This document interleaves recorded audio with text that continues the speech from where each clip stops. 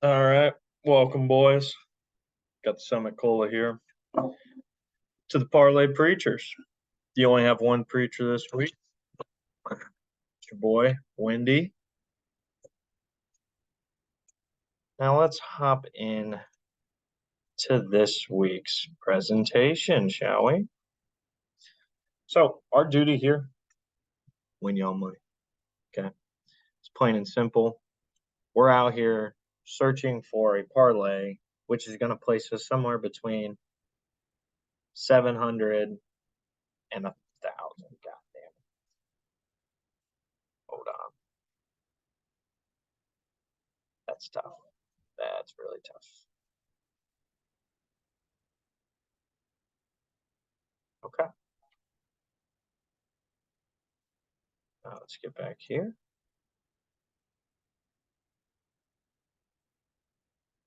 Let's get this loaded up.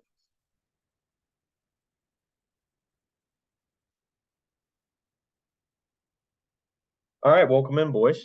Now, we're prepped here. We got our Summit Cola. Shout out Aldi. I don't know if there's Aldis around where you guys are from. That's fine. Don't really care. Gotta love a nice $3 12 pack. All right, boys. Well, welcome to Parlay Preachers. You only got me tonight. Wendy, welcome. Happy to meet you. Tonight's slate, pretty interesting. So, when we're going to be drafting these parlays for you, we're really looking at, as in construction wise, we're looking at one plus bet. We're looking at one slightly minus bet, and then a bunch of lower player props. Our goal is to eventually get that number to be somewhere between 700 and 1,000 in the plus. So, with that said, tonight's game, when we're looking at Monday Night Football tonight, I'm staying the hell away from the Packers Giants game. I actually kind of see that as a letdown game for the Packers. You're on the road. Everyone's like, okay, we've seen Jordan Love play good for a couple of weeks here. People are already crowning them a little bit. They're expecting them to come in there and, win the game, right? And I still think they will. However, I also think that the Packers are going to be looking a little bit past that game.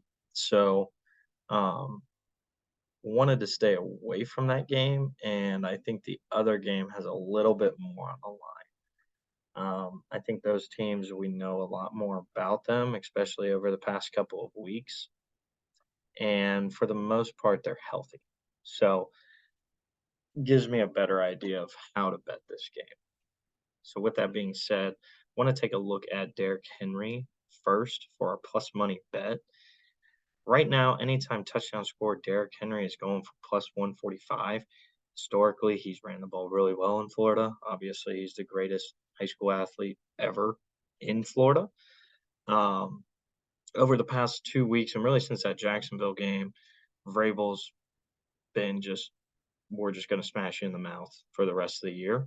Um, it's worked over the past 2 weeks. I think he finally realized after, Levis came into the game and threw for 4 touchdowns. And people were like, "Oh my God, Mayo Man's Mahomes." No, took a couple weeks after that for him to fully realize it. The last 2 weeks, they've really ran the ball well. And even though that Miami is okay at running, at stopping the run, they do struggle against power backs. Looking back at some of the more physical backs that they've played, Ramondre Stevenson was rushing for 4 yards a carry. Zeke was rushing for over 5, almost 6 yards a carry against them. And so I expect them to struggle a little bit, not necessarily like it's going to cost them the game or anything. But I do think that in the first half, Derrick Henry will find the end zone, as in the Titans will find the end zone. And if the Titans are going to find the end zone, it's going to be through Derrick Henry. So, um, over the past 2 games, obviously 196 yards from scrimmage, 4 TDs. We're just asking for one here, Derek. So that is our plus money bet of the evening. Now, for the slightly minus bet, I'm going to take Tyreek Hill over 100 yards. Now,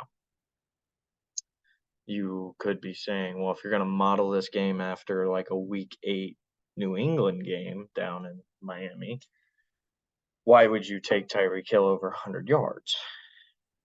My viewpoint on that is this back end is horrible. The Titans cannot stop a nosebleed in the back half of their secondary. They obviously got rid of their best defensive back for the most part in Kevin Byard, who's now a Philadelphia Eagle. Additionally, Tyreek Hill is killing non-divisional opponents. He would be on pace for 2,400 yards if it wasn't for, if it wasn't for divisional games. So I expect him to go off tonight. Even with that extra day to prepare, it really only takes one big grab for Tyreek, and he's going to be sniffing that 100-yard mark. So him at minus 172 for over 100, we'll gladly take that. I think one last nugget is that Purdy and Prescott went off yesterday. Obviously, Purdy threw the interception, but he looked amazing yesterday, especially those passes to Debo and Ayuk down the sideline, like just filthy. Throwing for 350, 3 tubs, like he went off.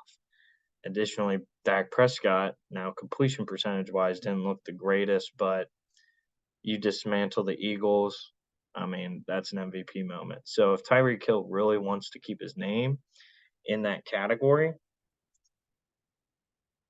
he's going to have to go off. Reset the narrative heading into this next week, like, hey, I'm Tyreek Hill, and, this is what I do. I go get 150 receiving yards. So I'm expecting a huge game out of him. So to get 100 plus at minus 172, that's a nice steal for the boys here. So moving on to the player props to round out this parlay. In all of Tua's non-divisional games, he throws for 2+ touchdowns. This is where he has the 3 and 4 touchdown pass games. So just want him at 2+. That'll be good enough. Terrible back end at home. Should be easy. Raheem Mostert. Now, with these running backs, my viewpoint is this game is going to be over sometime in the third quarter. Raheem Mostert is the number 1 back. You can look at, if you're not watching the games, then you're going to probably say that Devon Achane is the number 1 back. That's simply just not true. Mostert is the number 1 back. Achane gets more carries when they blow teams out. Now, they've been blowing teams out.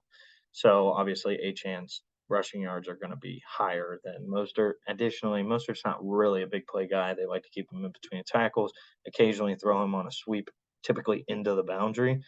That is actually where he has most of his success as far as getting those 10, 15-yard plays. I'm not looking for much out of him tonight. Just want him over 25 yards. I do fear that they'll take him out a decent amount to get Achane back in the game. McDaniel's new favorite toy is obviously Devon, so want to make sure that we're only taking him at 25+. Looking at Achane, then I don't want to go anything over 40. Now at 25, he was like minus 1,300, so like that's not going to help us. This is a tough defense to run on, though, so I don't want to take him over 40. Granted, he might just bust one in the first quarter for 55, and there was absolutely nothing else for us to worry about. However, I expect this game to be a blowout, so having him at 40, like he can have 15 carries for 42 yards, I don't care. That'll be good enough. Lastly, Waddle, 40+ yards receiving. Look, Waddle's lowest game this year was 35 yards. His next lowest was 42. He's averaging, about 75 yards a game? And if Vrabel comes out and tries to defend Tyreek Hill similar to how Belichick did, then I expect Waddle to go over 100 yards, just like he has been.